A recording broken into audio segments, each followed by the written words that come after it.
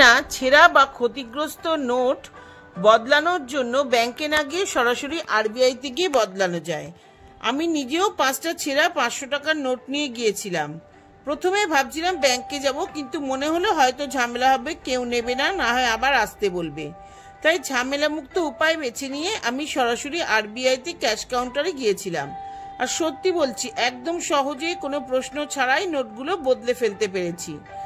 RBI এর বাইরে একটা কাগজে লেখা থাকে কোনো কোনো দিনে নোট বদল হয়, এমনকি 2000 বা পুরনো নোট বদলের দিনও সেখানে উল্লেখ থাকে, সেটা একবার দেখে নেবেন। আর অবশ্যই সঙ্গে আধার কার্ড নিয়ে যাবেন, কারণ নোট এক্সচেঞ্জ করার সময় সেটা লাগতে পারে। আর একটা গুরুত্বপূর্ণ কথা, আরবিআই এর বাইরে অনেক দালাল বা ব্রোকার করে, যারা বলবে তারা বদলে দেবে কিন্তু কিছু টাকা কেটে নেবে। কাউকে কিছু না দিয়ে সরাসরি আরবিআই ক্যাশ কাউন্টারে গিয়ে নিজেই বদলে ফেলতে পারেন। নিরাপদ, সহজ এবং ঝামেলা মুক্ত।